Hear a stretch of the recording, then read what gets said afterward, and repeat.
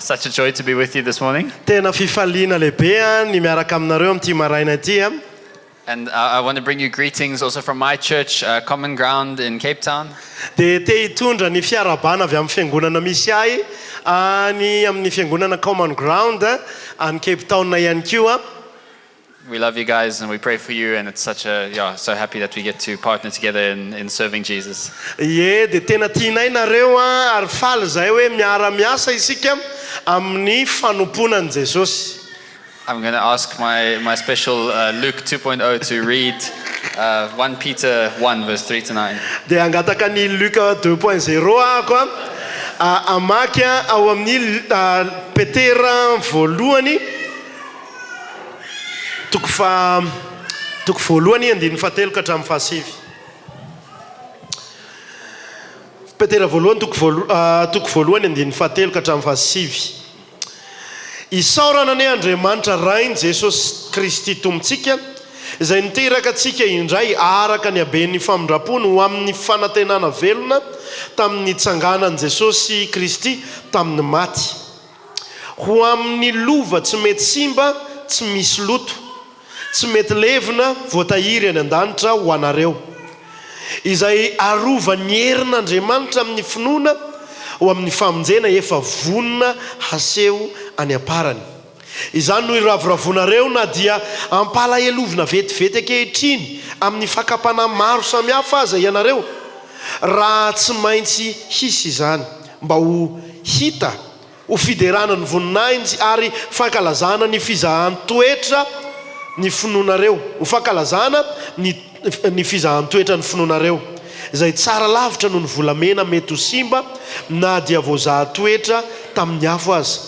Dia amin'ny sehoan'i Jesosy Kristy izay na dia tsy mbola hitanareo aza dia tianareo, ary na dia tsy hitanareo ankehitriny aza nefa satria inonareo dia iravoravonareo amin'ny fifaliana tsy mba azo tononona sady be voninahitra. Mandray ny antony finoanareo dia ny famonjena ny fanahy. This is God's word. Zany ary ny tenin'ny Tompo. Our Father, thank you for your word. Raio, misaotra ny amin'ny teninao. Thank you that you have something to say to us this morning. Misaotra satria manana ambara aminay ianao amin'ity maraina ity. We ask that you open our hearts to receive whatever you want to say. Mangataka izay ny anokafanao ny fonay mba ho vodina indray izay efa fandomanao anay. We're here for you, Jesus. Eto izahay ho anao Jesosy. Amen. Amen. So the first line of that passage says, "Blessed be the God and Father of our Lord Jesus Christ." Dia ilay feheza teny voalohany ao amin'ny ilay nivakitsika teo dia ilay hoe isaorana ny Andriamanitra rainy Jesosy Kristy Tompontsika.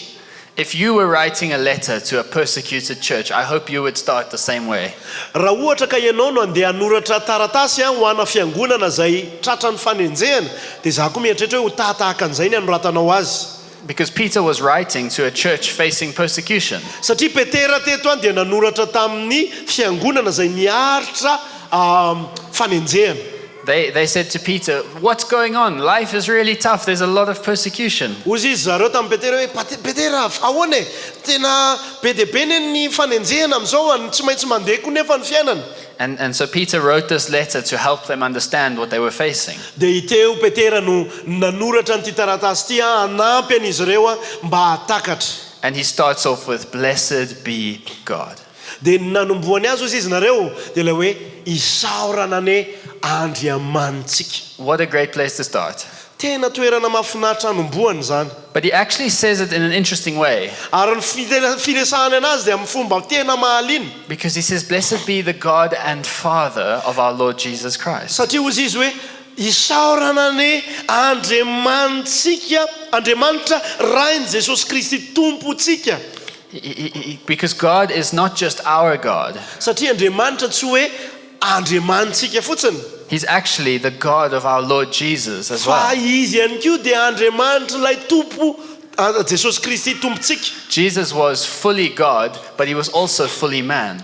Jesosy dia olombelona feno fa ihany koa andriamanitra feno. Now, being God, he is God, but being man, he has a God, which is our God. Dia izy ilay hoe andriamanitra mazava ho azy hoe andriamanitra izy fa izy ilay hoe olombelona dia manana ilay andriamanitra andriamaniny ihany koa ilay andriamanitsika. But he's not just the God of Jesus, he's the Father of Jesus. Fa tsy hoe andriamanitra Jesosy fotsiny ilay andriamanitra resahana eto fa rainy Jesosy. Jesus is the Son of God. Jesosy ilay zanak'andriamanitra. But the reason this is such an amazing place to start is in the very next sentence, he says, we are born again. Dia ny zavatra mahaliana amin'ny lay fehezanteny manaraka eo a dia lay resahany hoe nateraka indray, niteraka atsika indray. We are born into the family of God. Hoe niteraka ao amin'ny ankohonan'Andriamanitra isika. We have been reborn as sons and daughters of God. Izany hoe nateraka indray ho zanaka vavy sy ho zanaka lahin'Andriamanitra. Jesus is our brother, Jesosy lay rahalahintsika. which means that we call God our God and our Father. Dia dikan'izay ihany koa isika miantso an'Andriamanitra lay raintsika sy andriamanitsika ihany koa. Because he is our God. Satria izy dia andriamanitsika. He'll never not be our God. Tsy hoe hiova tsy ho andriamanitsika mihitsy izy. But we don't have a God like the nations have who's far away. Ary isika tsy hoe tahaka ny firenekafa zay ny andriamanitra izy ireo lavitra tsy hita maso any. We don't have some sort of strange, distant, cold God. Isika tsy hoe manana andriamanitra zay mangatsika ny fifandraisana aminy hafahafa any anananany. We have a Father who loves us. Fa manana ray isika zay tia atsika. He loves us like he loves Jesus. Tia atsika izy tahaka ny itiavany an Jesosy. We have a Father who loved us with his mercy. Ary manana ray isika zay tia atsika ao amin'ny famindrapony. He adopted us by his grace. Nanangana atsika ao amin'ny fahasoavany. He keeps us by his power. Ary miazona atsika amin'ny heriny. And he's preparing an inheritance for us in eternity. Ary izy dia tena manomana anjara lova ho atsika amin'ny mahandrak'izay. And we don't miss the decisive factor in all of this. Ary tsy hoe ataontsika kilabao lay ataoko hoe ny siga tena mampiova ny zavatra rehetra zay ao anatin'ity teny ity. The most important key thing is our Lord Jesus. Ny zava-dehibe indrindra ao anatin'izany dia ny tompo andriamantsika dia Jesosy Kristy. Yes, he is our brother, but he's also our Lord. Ie, rahalahintsika izy fa tompontsika ihany koa izy. It's by his blood that we're adopted. No ny rano nafana nanangana anaka atsika ho zanany. It's by his name that we overcome. Ary amin'ny anarany no andresentsika.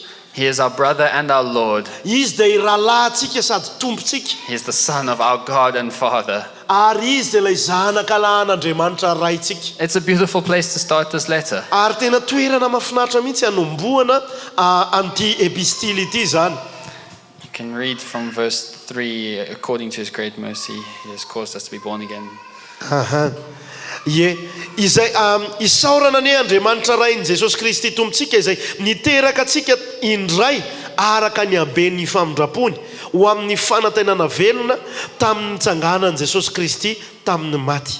Only the verse 3. Just that, yeah. Okay. So our next stop in this letter is the mercy of God. Dia ny tebokontsika manaraka anatin'ilay taratasy eto dia ny famindrapon'Andriamanitra. It's important to talk about salvation in the language of mercy.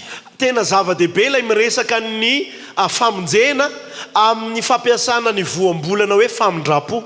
But a lot of people never do. Fa ny ankabeazan'ny olona nefa tsy tena mirarahan'izay. We talk about salvation in terms of choice. Mieritreritra ny olona sasany ao hoe safidy zany famonjena zany. We talk about it in terms of lifestyle. Fombafomba fiainana zany famonjena zany. We talk about it in terms of going to church and trying not to drink or smoke. Ary mety hoe ny famonjena miezaka mankany am-piangonana dia miezaka ny tsy misotro tsy mifoka. We talk about it like some sort of a trade. Ary miresaka an'ilay izy tsika ohatry ny hoe karazana takalo no iresantsika anazy. God, I know what you want. You want me to clean up my act. Andriamanitra fantatro ny zavatra tadiavinao ianao a te atonga anako iova famindra iova fihetsika So let's make a deal. dia ndao mba hanao fifanarahantsika I'll clean up my act. I'll go to church. zahako anadio an'le fihetsiko amambomboatra ny fihetsiko a dia andeo any am-piangonana ako And then you give me what I want. dia ianao manome anako izay tadiaviko I want to feel like a good person. zahako te hatsapa hoe za mba olona milay That is not how the Bible talks about tsy salvation. zay ny fomba iresahan'ny baiboly ny famonjena The Bible says it's not a trade, it's a mercy. dia ny baiboly tena milaza le izy mihitsy hoe tsy resaka takalo le izy fa famindrapo le izy I have nothing that God wants. tsy misy nininona nanako izay tadiavin'andriamanitra He offers me salvation freely. fa nanome ahy famonjena maimaim-pona izy Halleluja. Bible says while we were still sinners, Christ died for us. dia ny baiboly milaza amintsika mihitsy hoe isika fony isika mbola mpanota dia efa maty ho antsika Kristy We've got no cards to play. We can't make any kind of a deal with God. We just are fully dependent on His kindness. tsy hoe manana le karatra amin'ny raha mihiny hoe manana joker tsika ilalovantsika an'andriamanitra fa tena hoe tsy misy nininina azo tsika lalovina aminazy fa miaina tanteraka amin'ny fiankinan-doha aminy isika We can't bargain for salvation. tsy afaka ny miady varotra amin'le famonjena isika We can't afford it. ary tsy voavidintsika vola le izy We can't pay it off. ary tsy afaka ny andony saran'izany isika It's God's mercy. fa famindrapon'andriamanitra le izy The Bible says that it's not a choice. ary ny baiboly ihany koa milaza hoe tsy safidy le izy It's a decisive act of God. fa andriamanitra izy tena no nanao fanapahan-kevitra hanao an'ilay etsim-pamonjena Our verse says that He has caused us to be born again. lay andin-tsoratra masina eto dia milaza hoe izay niteraka atsika indray na hoe ny kozena natonga lay fahaterahantsika indray a ho tonga amintsika andriamanitra It means that He caused it, not He asked us, hey, please be born again. le izy a dikan'izay dia tsy hoe izy miangavy atsika hoe mora olona mba miova fono hoe mba aoka ho ateraka indray It's not like He allowed it. Hey, if you feel like it, you can be born again. ary le izy tsy hoe safidy hoe raha metimety aminareo dia afaka ny ho ateraka indray ianareo It's not a suggestion. Have you thought about being born again? le izy koa tsy hoe torohevitra hoe efa mba nieritreretinareo ve ny hoe ho ateraka indray He has caused it. fa izy mihitsy no nahatonga n'ilay izy God took hold of your life and He said, be born again. andriamanitra nandray ny fiainanao dia ozy izy hoe ateraka indray ianao And that's the mercy of God. ary zay le It's famindrapon'andriamanitra not you. It's not something you tsy can do. ianao tsy zavatra azonao atao When we were dead and dry bones, God said to the bones, breathe. tamintsika mbola maty eny mihitsy amin'ilay taolana mainantsika dia ozy izy andriamanitra hoe miaina aoka azo fiainana ianao The Bible says it's not a lifestyle. andriamanitra milaza ihany koa hoe tsy fombafomba fiainana fotsiny le izy It's a living hope. fa fanantenana velona le izy It's not taking your old life and changing it a little bit.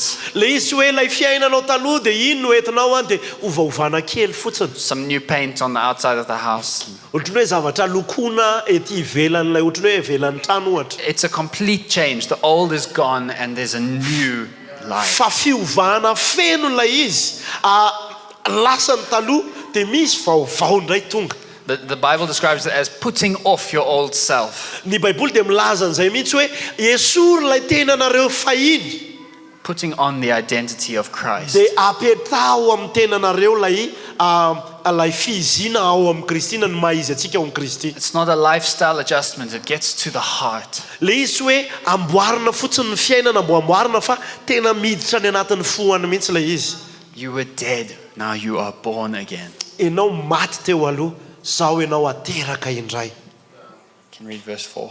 ndao vakitsika ny 14 ho amin'ny lova tsy mety simba tsy misy loto tsy mety levina voatahiry any an-danitra ho anareo The remarkable abundance of God's grace doesn't stop at new birth. tanareo lay fiavosan'ny famindrapon'andriamanitra zafady fa teny gaspel hoe tena miavosa ilay fahasoavan'andriamanitra dia tsy mitsanona eo amin'ny fahaterana indray fotsiny Some people think like that. God says, okay, born again, good luck, have a nice life. Ny olona sasany mieritreritra hoe ay nateraky indray fiainana tsara ay ok bonne chance amin'ny fiainana. That's not what the Bible teaches us. Tsy izay ny ampianarana baiboly atsika. The Bible says we're justified, Ny baiboly milaza amintsika tsara mihitsy hoe no amarinina isika we're born again, nateraka indray. but if that's not enough, we're adopted into his family Mbola tsy ampy zay dia hoe natsangana ho isan'ny ankohonana isika and made co-heirs with Christ. dia natao mpiray lova amin'ny Kristy. Whatever Jesus will inherit, we will inherit with him. Ninona hoe anjara lovan'i Kristy dia miara mandova aminy an'izany isika. God is preparing an inheritance for us in eternity. Andriamanitra manomana anjara lova ho antsika any amin'ny mandrakizay. It's an inheritance that is imperishable. Anjara lova zay tsy mety lola izy. This has some implications for us today. Ary misy fampiarana ho antsika mihitsy le izy androany. Because our eternal inheritance is imperishable, we don't have to cling to the stuff of this world. Satria manana anjara lova zay tsy mety levina, tsy mety simba isika, tsy mety loa, dia tsy tokony hiandrandra feno ny avy eto amin'ity fiainana ity. There's a wicked corruption of the gospel that teaches as if Jesus wants us to have all of our inheritance now. Misy fampianarana ratsy be mihitsy no miparitaka amin'izao hoe ohatrany hoe Jesosy rehefa mandray an Jesosy dia tonga dia hoe lay anjara lova rehetrarehetra dia tonga dia zao no mirotsaka eto atongony ananantsika zao dia zao daholo izy rehetrarehetra. As if the stuff of this world is what we should be focused on. Tahaka ny hoe ny zavatra eto amin'ity zao tontolo zao ity no tokony fantohantsika amin'ny fiainantsika kristianina. As if we just have health and riches and everything now, that would be all good. Dia tahaka ny hoe raha manana an'ilay arena rehetrarehetra sy ny fahasalamana rehetrarehetra sika dia way milamina daholo zany. Zay zany ny tena faratampony.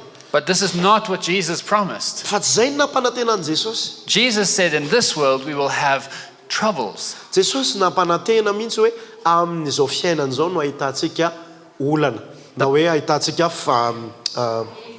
fahoriana. The Bible warns that riches are deceitful. Ary ny baiboly dia mampitandrina antsika hoe ny arena dia mahamitaka. The treasures of this world can be lost, they can be stolen, they can be destroyed. Ny zavatra ny arena eto amin'izao tontolo zao afaka ny ho very, afaka ny ho simba. They take your heart away from God. Zay manala ny fontsika tamin'Andriamanitra, hiala amin'Andriamanitra. Jesus instructs us to store up treasure in heaven. Jesosy nampianatra antsika tsara mihitsy izy hiary arena any an-danitra. Because one day God is going to shake this world and everything that is not from him is going to pass away. Satria indray androany hanozongozona an'izao tontolo zao Andriamanitra zay zavatra rehetra tsy avy aminy dia handalo avokoa. Only the true riches of heaven will remain. Fa ilay arena tena izy avy ao an-danitra no hitoetra.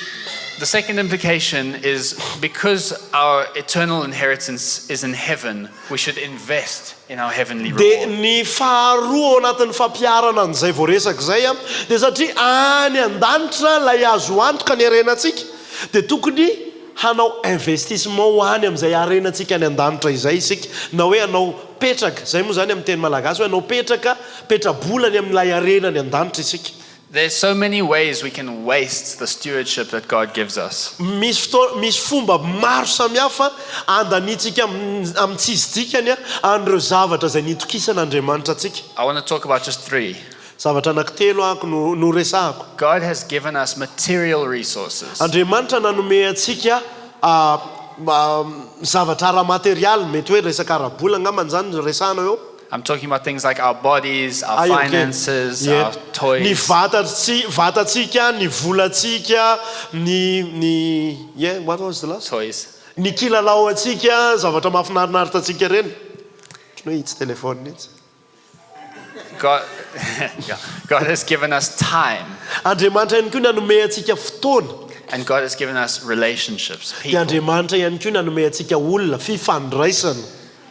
See, the material resources we have are given to us by God to use for his purposes. Dia reny zavatra ara-materialy nomen'Andriamanitra atsika reny dia nomena atsika mba ho ampiasana ao amin'ny tanjony. But it's so easy to spend them on ourselves instead. Dia mora be mihitsy ilay hoe mandany an'ilay izy amin'ny tenatsika. This body is good for serving Jesus, hoe ty vatantsika ty a tena tsara ho ampiasantsika hanomponan'i Jesosy, but it's also good for playing football. fa tsara ihany koa manao baolina. Which one am I going to do? Dia ina zany no tokony ho ataoko? It's a decision every time. How will I use my body? Dia ohatrany hoe misy fanapahan-kevitra mifanesy be dia be a hoe ahoana ny fomba ahafahako mampiasa ny vatako. I can use my mouth to talk about God and tell people of His goodness. Afaka ny mampiasa ny vavako ako iresaka ny amin'ny fahatsaran'Andriamanitra. I can use my mouth to talk about people and spread gossip and Ary slander. afaka ampiasako ihany koa nefany a ny vavako a anaovana tsikera sy fifosana olona. In the same way, our time, Dia mitovy amin'izay ihany koa ny fotoanantsika. we've only been given a certain amount of time. Nomena fotoana voafetra isika. I don't know how much, Tsy fantatro hoe hafiriana nomena ny tsirairay avy. but probably less than we think. Fa mieritreritra ako hoe mety fohy kokoa noho ny ao anaty saitsika. Do we invest our time in making much of Jesus? Dia mampiasa ny fotoanantsika ve isika ary tena mahatonga an Jesosy ho fantatra bebe kokoa? Are we using these short lives to glorify His name above all names? Mampiasa an'ity fiainantsika fohy dia fohy ity ve isika hanomeza amboninahitra ny anarany? Or are we spending our time stressing about earthly concerns? Sa hoe tena mandanana ny fotoanantsika amin'ny ohatrany hoe lasa misy raritsaina amin'ny izay zavatra eto ambonin'ny tany eto. Lasa ohatrany hoe lasa saina fotsiny amin'ny zavatra eto ambonin'ny tany. Are we worrying about food and clothing and the stuff of this life? Hoe tena lasa saina amin'ny akanjo sy ny sakafo eto amin'izao fiainana izao. Lastly, our relationships. Faran'ilay fifandraisantsika. God has given you particular people in your life, Andriamanitra nanome anao olona manokana eo amin'ny fiainanao. and that is not an accident. Ary tsy kisendrasendra zay. That is not without a plan. Ary tsy hoe tsy misy planiny izy ao anatin'izay. God chose these people and put them in your life. Andriamanitra nifidy an'ireny olona ireny a dia nametraka anazy ho eo amin'ny fiainanao. Look around this room. Jereo nge ny manodidina rehetrarehetra anao ato anatin'ity efitrano ity e. I know the people at that other church might have nicer clothes. Ie, mety mahafantatra ako olona ny amin'ny fiangonana hafa no manao akanjo milailay kokoa. I know the people at the, on the other side of town might sing better in the worship. I don't know. Mety hoe misy fiangonana hafa no mahay mihira be. God gave you these people Fa nomen'Andriamanitra ty reto olona reto ianao for a reason, noho ny amin'ny antony manokana. so that you would use these relationships to Mba ho glorify Him ampiasanao izay fifandraisana anananao amin'reto olona reto hanomeza amboninahitra azy. and help each other to glorify Him. Ary mifanampy mba hanomezana voninahitra azy. We can use what God has given us to invest in eternal treasures. Afaka ny mampiasa izay nomen'Andriamanitra antsika isika mba ataontsika petraka ao amin'ny arena mandrakizay atsika na ataontsika tsara tahiry eo amin'ny arena mandrakizay atsika. Shall we read some verses? Yes, why not? Proverbs 19 verse 17. Ohabolana 19. 19. Ohabolana 19. Ohabolana faha 7 andininy 17. fa 7. Izay miantra ny malahelo dia mampisambotra an Jehova, fa izay nomeny dia onerany kosa. It needs no explanation. Tsy mila fanazavana. Let's read 1 Corinthians 9 verse 19. Korintiana voalohany toko faha 7 andininy faha 7. Yes. Ie, Korintiana voalohany toko faha 7 andininy faha 7. Efa io. Fa na dia afaka amin'ny olona rehetra zao, dia mbola nataoko mpanompon'ny olona rehetra ihany ny tenako mba ahazoko maromaro kokoa. I love the way Paul explains this. Tiako be mihitsy ny fomba anazavan'ny Paul an'ilay izy. I'm free. Afaka. From one point of view, I could say these people are not my problem. Amin'ny fomba fijery anankiray dia ohatrany hoe miteny izy hoe tsy problème ko ny olon-kafe. Let me do what I want. Afaka ny manao izay tiako atao a. But I have my eyes on eternity. Fa izahako nefa no mibanjina ny mandrakizay a. God gave me these people. dia nomen'Andriamanitra an'ireto olona reto a. So I'm not free. I make myself a servant. Dia raha ny tena izy lasa tsy afaka ndray raha ny tena izy satria ataoko mpanompon'ireo olona ireo ny tenako To win people for Jesus. mba azahoako an'ireo olona ireo ho an'i Jesosy. And in all of these things, we're storing up eternal inheritance. Dia ao anatin'izany rehetrarehetra zany dia manangona arena any amin'ny mandrakizay isika. The call is to spend your life for His kingdom. Ny antso ao anatin'izay dia le hoe ampiasao lanio ny fiainanao ho an'ny fanjakana. Because all other kingdoms will perish. Satria ny fanjakana hafa rehetra dia ho lo avokoa. Okay, we're heading back to 1 Peter Dia ndaontsika hiverina indray ao 1 Petera voalohany 1 verse 5. andininy fahadimy. Izay arovan'ny herin'Andriamanitra amin'ny finoana ho amin'ny famonjena efa vonona aseho any aparany. So we're talking about investing our life in His kingdom. Dia nresakitsika teo a lay hoe manao petrabola ho amin'ny fanjakan'Andriamanitra. And now we ask the question, how? Dia eo tsika no miresaka hoe amin'ny fomba ahoana. Life is difficult and confusing. Tena sarotra ny fiainana ary tena mampikorota-tsaina. How is it possible to put so much focus on Jesus in Dia this? ahoana ny fomba ahafahana tena hoe mba mifantoka amin'ny Jesosy. Peter says it's by God's power. Dia eo Petera miresaka amintsika hoe amin'ny herin'Andriamanitra. God's power. Herin'Andriamanitra. The same God who caused us to be born again. Lay Andriamanitra zay nahatonga antsika ho ateraka indray mihitsy. He provides the power to sustain us. Dia izy no manome antsika ny hery hiarovana an'izay. And I think this point trips up a lot of believers. Ary mieritreritra ako hoe betsaka ny mpino zay ohatrany hoe tsy tena mahazo an'izy ity.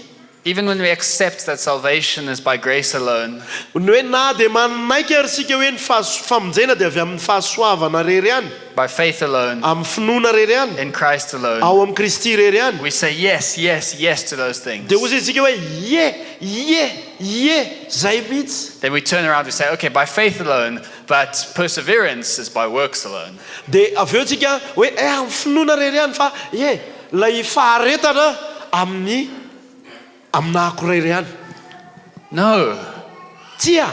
If you've begun by God's power, do you think you can finish the job with your own strength? Dia raha nanomboka tamin'Andriamanitra ianao ve dia ianao mieritreritra hoe avita lay azakazaka amin'ny herin'ny tenanao manokana. What God has made alive, is it now we who must keep it alive? Lay Andriamanitra no mitondra fiainana tao amin'ilay izy dia isika indray ve zany no mila miazona an'ilay izy ho velona. I have in mind a picture of someone doing like CPR, life support on someone, you know. Tanareo ohatrany hoe manana tonga tao anatin'ny saiko ato le ohatrany hoe le olona le manao le mipompy le olona le ohatrany hoe misy olona mitsirara ohatra torana dia le pompina reny ny fony dia le manaovana bosabosy. Is that the life God gives us, where we have to be constantly doing this life support on ourselves to stay in the faith? Dia ohatr'izay ve le zavatra mila ataontsika hoe ohatrany hoe lay mipompy an'le fony olona le mitsirara eo iny ohatran'izay mihitsy ve ny tokony ho ataontsika?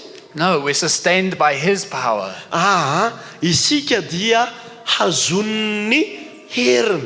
He made us alive. He keeps us alive. Izy no nahavelona atsika ary izy no miazona atsika ho velona. And in fact, for all eternity, it is Him providing the eternal life. Ary ho amin'ny mandrakizay dia izy mihitsy no manome antsika izay mandrakizay zay. The day will never come that we're not dependent on God. Tsy hisy fotoana tsy hiankinantsika aloha amin'Andriamanitra.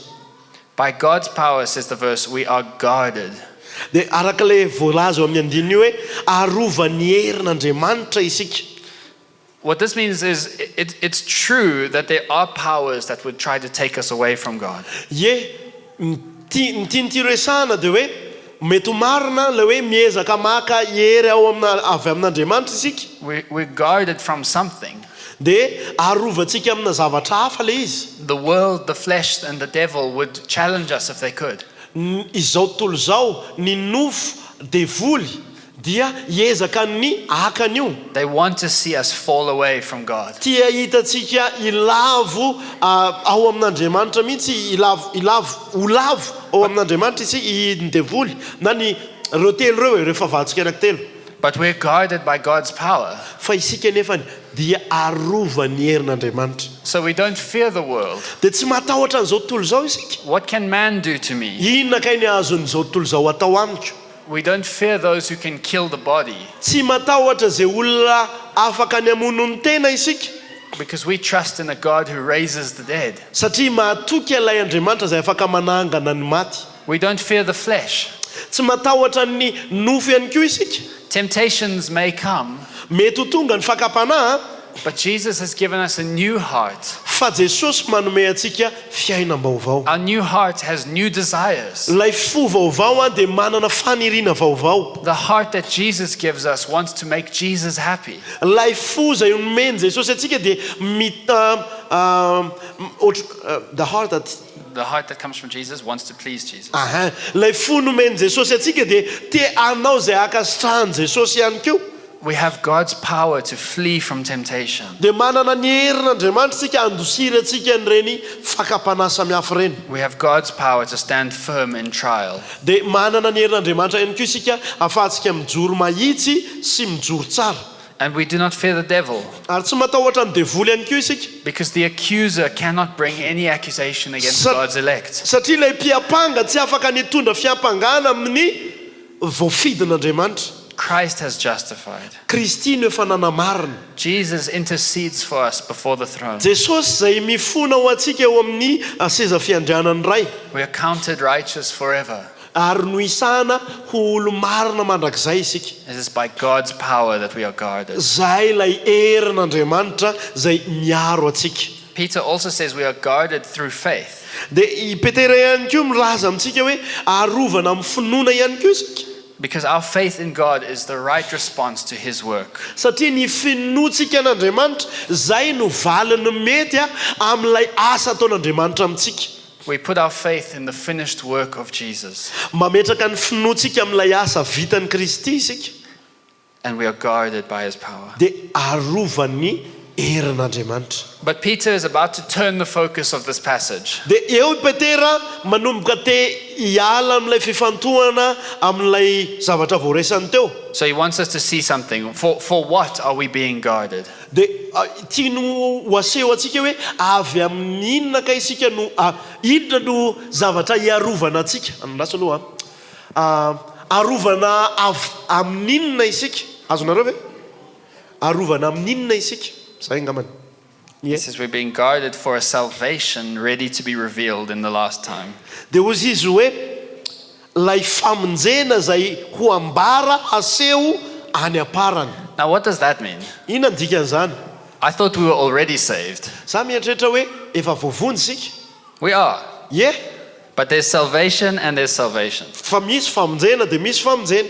On the one hand, we have been justified. We are born again. Amin'ny tanana anankiray amin'ny ilany dia hoe amin'ny lafiny anankiray misaotra vadika.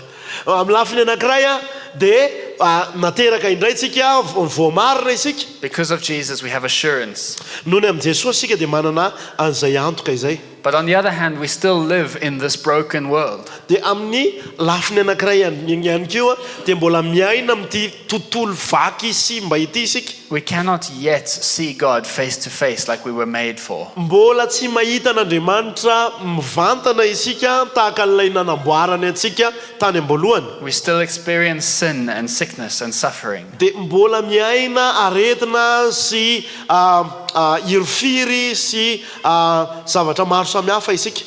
We are waiting for that day when our full salvation is revealed. Dia mbola miandry isika ilay andro anankiray izay anehoana ny tena famonjena antsika feno. What Peter is doing is he's turning our eyes to eternity. Ny zavatra ataon'ny Petera eto dia ilay mampitodika ny masosika ho akany amin'ny mandrakizay.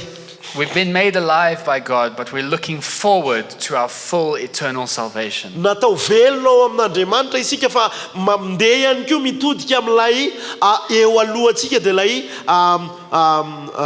famonjenantsika mandrakizay. Peter puts our eyes on eternity because he's about to deal with one difficult fact. I Petera manodina ny fisainantsika ho akany amin'ny mandrakizay satria misy zavatra anankiray izay tiany horesahana manokana. You can read verse 6. Dia ndao jerentsika ny 9:1. Izany no iravoravonareo na dia ampalahelovina vetivety ankehitriny amin'ny fakapana maro samihafa azy ianareo raha tsy maintsy hisy izany. Aha. Eo. I knew this sounded too good. Saka mieritreritra ohatrany hoe tsara loatra le izy ka ohatrany mbola misy zavatra tokony ao ambadimbadika eo miandry. Now we get to it. Eo le izy. Trials. Ny fitsapana. And we shouldn't be surprised when trials come. Ary tsy tokony ho taitra isika rehefa tonga ny fitsapana. Because Jesus said that they would. Satria Jesosy efa nilaza hoe isy zany. And Paul said that we would suffer. Satria Paul niresaka hoe hijaly isika. And Peter said that we would. Ary Petera ihany koa niteny hoe hiatra fitsapana isika. Everywhere you look in the Bible, you see the saints experiencing trials. Dia naiza jerenao ao amin'ny Baiboly dia mahita foana isika ny olona masina miatrika fanampy samihafa. Jesus faced the most difficult trial of all. Jesosy zao niatrika an'ilay fitsapana lehibe indrindra hatramin'izay. And if that's what happened to our Lord, then should we be surprised to experience the same things? Dia raha izany no niatra tamin'ny tompontsika dia gaga ve isika raha hiatra zavatra ohatran'izany ihany koa? But so often we are surprised. Fa matetika nefa antsika ohatrany hoe gaga. We say, God, I knew that trials would come, Andriamanitro, fantatro hoe ho tonga ny fitsapana. but I thought you meant like for other people. Fa za mieritreritra hoe tokony mba ho an'olon-kafa le fitsapana fa tsy ho anahy. I thought the trials were for those ones without the faith. Za mieritreritra hoe ho an'ireo izay tsy manana finoana zany fitsapana zany. Look at their way they're living. Of course they have trials. Tsy reny ny fomba fiainan'zareo hoe tena misy fitsapana tokoa. Not me. Mba tsy tokony ho za kosa. What's going on? Fa inona kay no mitranga I eto e? didn't sign up for this. Tsy zany ne no nanaovako sonia e. Now, to be clear about one thing, Ny zavatra tokony hazava amintsika dia izao. Peter doesn't deny that the trial is miserable. Ny i Petera dia tsy mandà hoe mafy ane sady manahirana le miatrika fitsapana. In the verse, we read that we have been grieved by trials. Ao amin'ilay andininy izay nivakitsika teo dia hoe malahelo isika no ireny ampalahelovina isika amin'ireny fitsapana ireny. It's a difficult thing to walk through the valley of the shadow of death. Tena zavatra sarotra zany hoe mandeha mamaky ny lohasa aloky ny fahafatesana izany. There are things in this life that will take you to your limits. Misy zavatra eto amin'ity fiainana ity izay hitondra antsika ho amin'ny fetratsika. It's grievous. Ary tena mahatonga antsika malahelo. You may weep and mourn. Yeah, cool. Kerana mety hitomany isika, mety hiatrika fisaonana isika. And the Bible doesn't deny this. Ary ny Baiboly tsy mandaha an'izany. We're not expected to ignore our trials. Ary tsika ihany koa tsy hoe andrandraina hoe ataontsika mody tsy hita fotsiny ilay fitsapanantsika. We're not expected to pretend like it's all okay. Ary tsy tokony hoe asehontsika hoe manao modimody tsika hoe milamina daholo ny zavatra rehetra. Show up on Sunday, hey, how's it going? Dia rehefa tonga ny Alahady kaiza Yeah, it's good. Everything's good. It's fine. mahafinaritra daholo ny zavatra rehetra. Yeah, God is good. Tsara Andriamanitra. But in the background, you lost your job and your house is burning down and your wife is leaving you. Any ambadika ao amin'ny fiainanao amin'ny tsisy pahita ao mainy tranonao tsisy asa ianao ny zanakao mampalahelo I was like, no, it's good, guys. That's not what we see in the Bible. Tsy zay ny resahan'ny Baiboly. The Bible says it's grievous. Andriamanitra ny Baiboly dia milaza hoe mampalahelovina isika, malahelo isika. And we should grieve. Ary tokony alahelo. You read the saints, like in the Psalms, how long, O Lord? Dia mahitsika reo olo-masina ao amin'ny salamo hoe hatramin'ny oviana re Tompo. It is difficult. Tena sarotra le izy antsika an'izay. But look what Peter says. Fa jereo ny resahan'ny Petera. He says, in this you rejoice although you have been grieved. Dia hoe izany no iravoravonareo na dia ampalahelovina vetivety. What is this? Inona kay le hoe izany zany le ao amin'ny andiny fahenina ny anomboany azy izany. What are we rejoicing in? Inona kay le iravoravontsika. We're rejoicing in our assured future salvation. Ny iravoravontsika dia ilay famonjena ho avy izay azo antoka ananantsika. We're grieved today, Malahelo tsika androany but salvation is coming. fa ho tonga ny famonjena. Amen. And this is a big deal. Ary tena zava-dehibe le resahana eto. In South Africa, when you go to the dentist, maybe you have it the same here, I don't know, but when they yeah. finished, well, when you go to the dentist, Any Afrika Atsimo rehefa le hoe mandeha makany amin'ny dentiste mpanamboatra nify. after he's finished like drilling in your mouth and scratching all your teeth and Rehefa le lavana iny ny nifinao a dia iny kikisana ny nifinao a sy ny sisa. everyone loves the dentist, right? Ty dentiste daholo ny olona not me eh. After they finished with all of that, then he says, and here's a sweet. Dia rehefa vita le asa rehetrarehetra dia hoe ito ny bonbon. Oh, thanks. Misaotra e. That's not what Peter is doing. Tsy ohatr'izay ny resahan'i Petera eto. When we talk about our future salvation, it's not a sweet after the dentist. Le resahana amin'ny famonjena, resahan'i Petera eto a dia tsy le hoe famonjena tahaka ny hoe bonbon avy any amin'ny dentiste. It's actually what Peter is saying to us is there is a joy here that is bigger than the trial. Fa ny resahan'i Petera eto dia hoe misy fifaliana izay lehibe lavitra no ilay fitsapana. There's a joy that lasts through the trial. Misy fifaliana izay mandeha mavita mamakivaky an'ilay fitsapana. And the key to understanding this is the way he explains it to us. Dia ny fomba ny laklena ny falalahidy ahafahantsika mahatakatra an'ilay izy dia ny fomba hanazavany azy. Because we are being guarded for that salvation, Hoe satria isika no arovana ho amin'izay famonjena ho avy izay we rejoice in the trial. dia efa mifaly isika ho anatin'ny fitsapana. The key is this: we can either have eyes of now, Ny fanalahidy ho anatin'izay dia na isika mibanjina n'ilay androany le zao, or we can have eyes on eternity. na isika afaka ny mibanjina n'ilay ho avy, ilay mandrakizay. We can focus on today and we can feel sorry for ourselves. Poor me, I'm suffering so much. Afaka ny mifantoka an'ilay amin'izao isika dia hoe hay ndry mitsetra tena eo hoe ndry ty zahay tena mampijaliana mijaly a. Or we can have eyes looking at what Jesus is doing, preparing an eternal inheritance. Na isika afaka ny mibanjina manandrandra ny masosika dia le hoe any Jesosy manomana ny anjara lovantsika. And actually, we can have a piece of that joy now. Raha ny tena izy manana ny apahany amin'io fifaliana io isika izao mihitsy. That's the amazing truth here. Zay le ny mahagaga, fahamarinana mahagaga eto. When we put our eyes on eternity, Rehefa mampibanjina ny masosika any amin'ny mandrakizay isika we can actually access future joy today. dia afaka ny mahazo an'ilay fifaliana ho avy androany. We can bring a little bit of heaven to earth. Afaka ny mitondra ny apahan'ny lanitra eto amin'izao tontolo zao. We can start to live in that eternal reality even through the trial. Afaka manomboka miaina n'izay zava-misy mandrakizay izay isika na dia mandalo an'ilay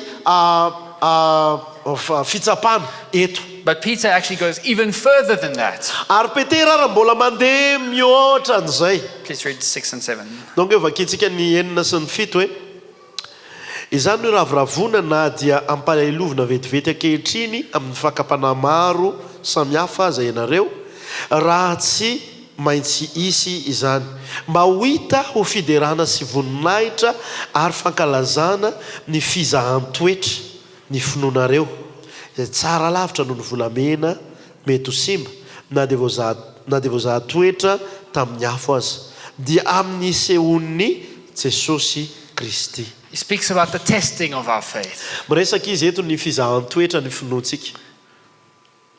What he's showing us is that the trials are not just something we have to go through to get to eternity.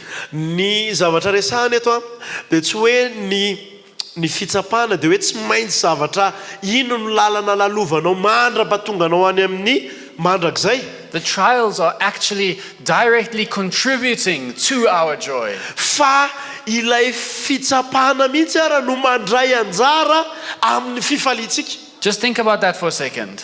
Eritrereto kely nge zay e. The trials you face today Nilay fitsapana atrehanao zao are contributing to your eternal joy. dia mandray anjara amin'ny fifaliana mandrakizay anao. They're storing up joy for eternity. Zany hoe manangona fifaliana ho anao mandrakizay ilay fitsapana. This is why the saints of God through the ages have stood firm in trial. Izay no natonga ny olo-masiny fiangonana hatramin'izay ka mandrakizao nahajoro tamin'ny fitsapana samihafa. This is why Christians have stood and been killed for their faith. Zay no mahatonga ny kristianina vonona tena ohatra hoe nijoro dia ho maty ho an'ny finono mihitsy. Because earthly trials are light and momentary compared to the eternal glory ahead. Satria lay fitsapana eto ambony tany dia amin'ny fotoana vitsy fotsiny, amin'ny fotoana fohy fotsiny, raha oharina amin'ny mandrakizay. Peter compares it to gold being refined in a fire. I Petera eto miresaka an'izay le hoe maka ohatra le hoe volamena zay sedraina amin'ny afo. That's what you do with gold. You mine it, but it's got a lot of dirt mixed in. You put it in the fire. Zay nataonao amin'ny volamena. Trandrahanao le izy dia misy zavatra ratsiratsy be dia be, loto be dia be dia ampandalovina afo aloha le izy. The fire gets rid of the other stuff and you're left with the pure gold. Dia le afo no manala an'izay zavatra tsy ilaina rehetrarehetra dia avy eo mivoaka avy ao ilay volamena tena izy. But he says faith is even better. Dia ozy izy hoe ny finoana raha mbola tsara noho izay volamena voazaha toetra zay. Because gold is just gold. Satria volamena. And one day when this earth passes away, so does the gold. Dia tahaka an'izay le hoe ndray androany andalo zao fiainana zao dia tahaka ny fiainana mandalo ihany koa ny volamena mandalo daholo. But our faith, which has been refined through trials, will last forever. Fa ny finoantsika zay voazaha toetra tamin'ny afo na tamin'ny fitsapana dia hitohy mandrakizay. And forever it will bring praise and glory to Jesus. Ary mandrakizay hitondra fiderahana an'i Kristy Jesosy zany. You can read verse 7, 8, 9. Yeah. Dia ny fito, valo, sivy. Mba ho hita ho fiderana sy voninahitra ary fankalazana ny fizahan-toetra ny finoanareo izay tsara lavitra noho ny volamena mety ho simba. Na dia voazaha-toetra tamin'ny afo azy dia amin'ny isehoany Jesosy Kristy. Izay na dia tsy mbola hitanareo azy dia tianareo, ary na dia tsy hitanareo ankehitriny azy anefa satria inonareo dia iravoravonareo amin'ny fifaliana tsy azo tononona sady be voninahitra. Mandray ny antony finoanareo dia ny famonjena ny fanahy. Who gets the praise? Izaka ny mahazo ny fiderana? Jesus does. Jesosy. Why? Satria nahoana? Because who gets the praise? The one who is kept or the one who does the keeping?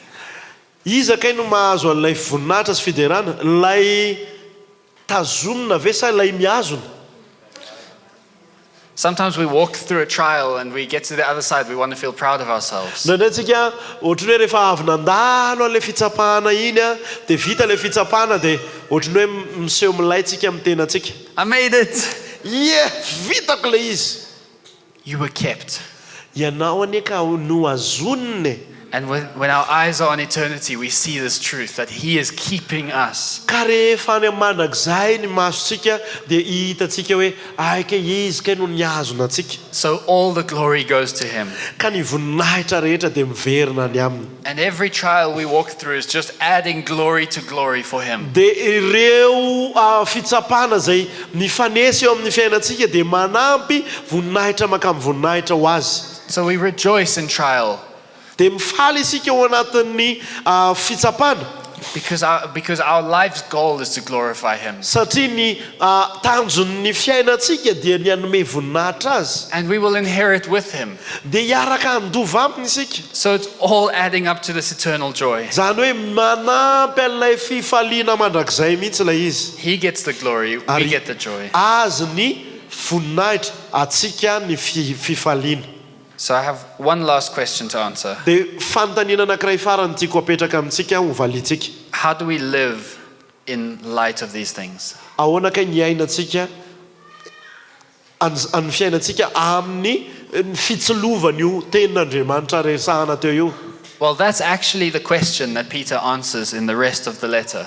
Ary zay raha ny tena izy no valiteny soratany Petera amin'ny ambin'ity epistily rehetrarehetra ty. So I want to commission you with a little bit of homework. Dia andefanareo ako a miaraka amina asa rehefa any an-trano. Add it to your normal reading. Apio amin'ilay famakian-teny mahazatra anareo a ity. 1 Peter, it's 5 chapters. I Petera voalohany dia toko anankidimy. And read it to discover how we should live as faithful followers of our Savior. Dia vakio le izy mba hahafahanao mahalala hoe ahoana ny fomba iainanao ho mpanaradia mahatoky. But I'll give you a 1-verse summary from chapter 4, verse 19. Dia anome anareo ako a ny fintona avy ao amin'ny Petera voalohany toko faefatra andininy fa 19. 19. Andininy fa 7. Koa izay mitondra fahoriana araka ny sitrapon'Andriamanitra dia aoka ny fanaova-tsoa no hanolorany ny fanahiny ho an'ilay mahatoky dia ny mpanao azy. Because of all these things, Ny amin'izany rehetrarehetra zany, because we suffer according to God's will, satria isika mijaly miaritra zavatra mangifiry ny amin'ny sitrapon'Andriamanitra, because He keeps us, satria miazona antsika izy, then let us trust our souls to Him. dia ndao isika hitoky ny tenantsika aminy, atoky azy ny amin'ny tenantsika. He is faithful. Mahatoky izy. He gives the grace to endure. Izy manome fahasoavana fahatsika mamakivaky ny zavatra mafy sarotra rehetra. You're never alone in any trial. Ary tsy irery ianao anatin'ny fitsapana rehetra. No trial will last forever. Ary tsisy fitsapana aritra mandrakizay zany. You can trust your Creator. Afaka ny matoky ny mpahary anao ianao. So trust Him Ka matokisa azy while doing good. amin'ny fanaovanao soa rehetra ihany koa, amin'ny alàna fanaovanao soa rehetra ihany koa.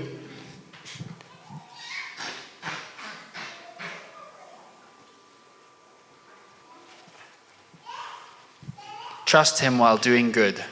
Matoky azy amin'ny fanaova-tsoa. There's a lot to do. Zany hoe misy zavatra betsaka tokony atao. We have these short little lives that He's entrusted to us. Manana n'ity fiainana fohy kelitsika ity isika izay nitokisana tamintsika. Let us steward them for the glory of God. Dia ndao a ho tantanintsika tsara izany ho an'ny voninahitr'Andriamanitra. Let us live now with our eyes on eternity. Ndao hiaina isika amin'izao fiainantsika izao a miaraka amin'ny masosika mibanjina ny mandrakizay. No moment of serving Jesus is wasted. Tsy misy fotoana izay hoe hanompoana an' Jesosy ka hoe lany amin'ny tsinapa zany. Let's be filled with the joy of eternity. Ndao tsika ho feno ny fifalian'ny mandrakizay. Amen. Amen. Can you pray for us? I can. Andao tsika araka hitsangana dia ngatahako eo andia vavaka ao atsika ihany koa. Our Lord Jesus, we give you glory. Tompo Jesosy eo manome voninahitra anao zay. You are worthy of all the glory. Mendrika ny voninahitra rehetra ianao. Thank you for your finished work of salvation. Misaotra noho ny amin'ny asa mpamonjena vitanao. Thank you that you give us your salvation freely. Misaotra ny amin'ny fanomezanao ny famonjena anay maimaimpona. And with it you give us the promise of eternal inheritance with you. Ary amin'izany ihany koa omenao anay ny teny fampanantenana amin'ny fiainana mandrakizay. Jesus, would you turn our eyes to eternity? Tompo Jesosy, ampitodio ny masonay amin'ny mandrakizay. Help us to look past the things of this world. Apio izay ohatrany hoe hisaoty an'ilay zavatra hitan'ny masonay eto ambonin'ny tany. Help us to put our focus on what really matters. Ary apio izay tena metraka ny fifantohana amin'izay zavatra tena misy dikany indrindra. Which is your glory. Teny voninahitra ao. We praise you and we thank you, Jesus. Mideranao zay ary misaotra anao Jesosy. Amen. Amen. Last.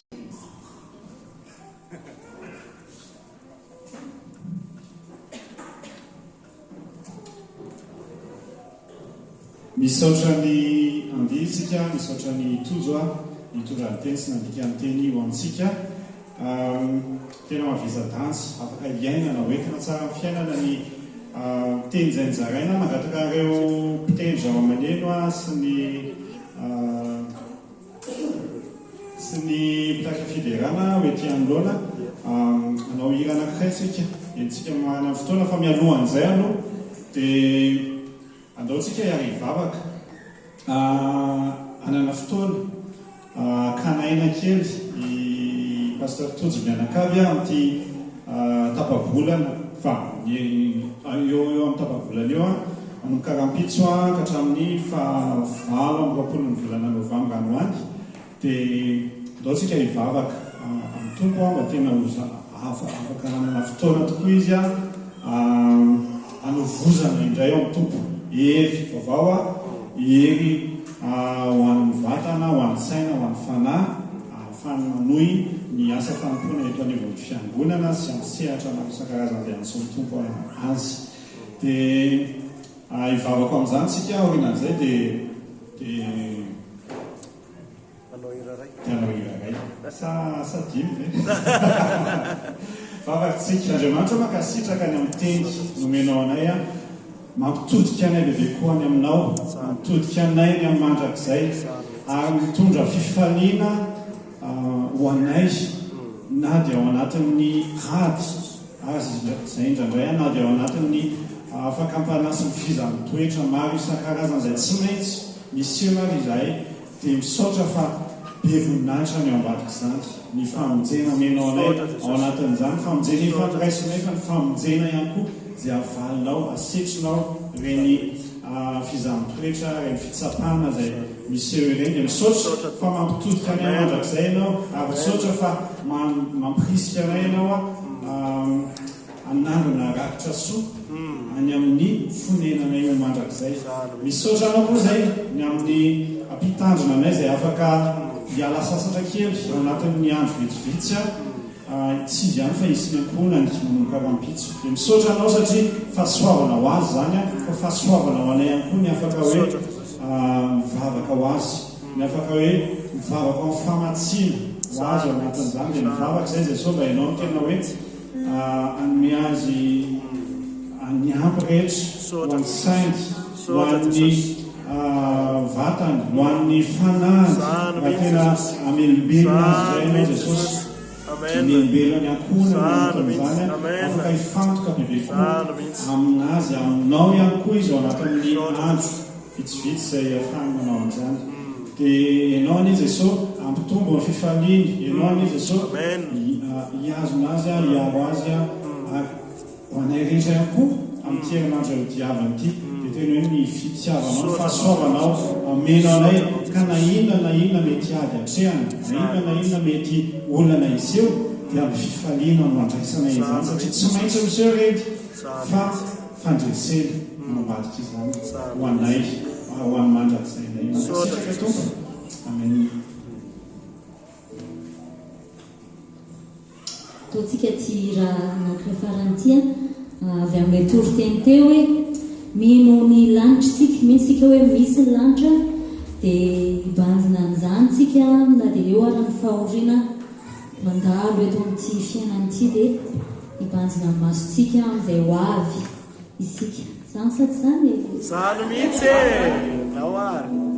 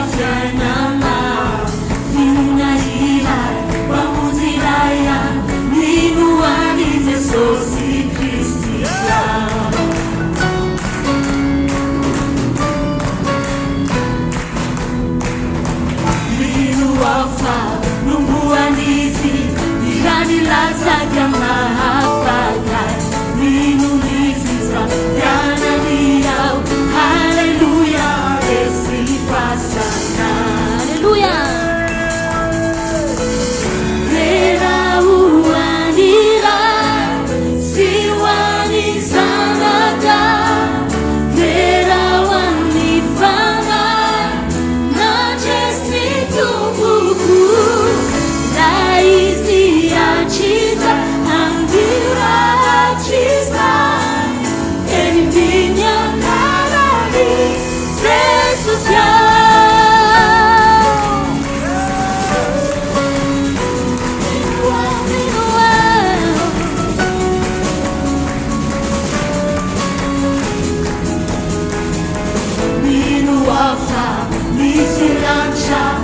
ila toerana no marihoany mihoatrano izany evererinifo tsy hoanisaky ho takata mino ampa hoavilaya iverinara pampakatra hakanifofo badinizy humanudifo nawisema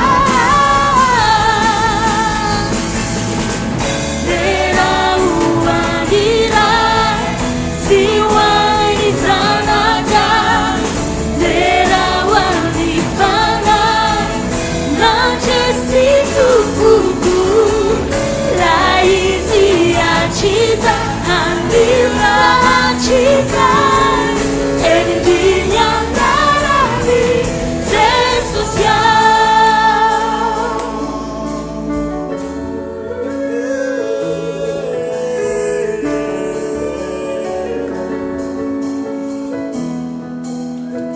Sia tu menatra, infilas danzara.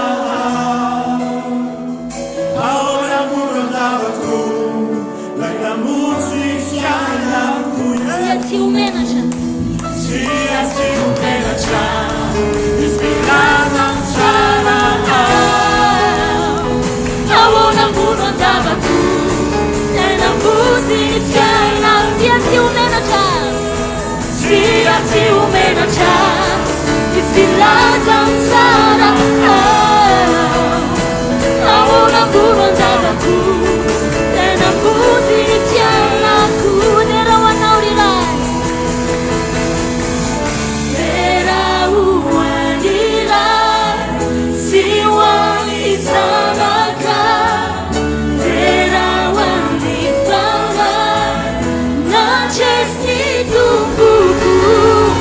Laisi achiza, andila achiza.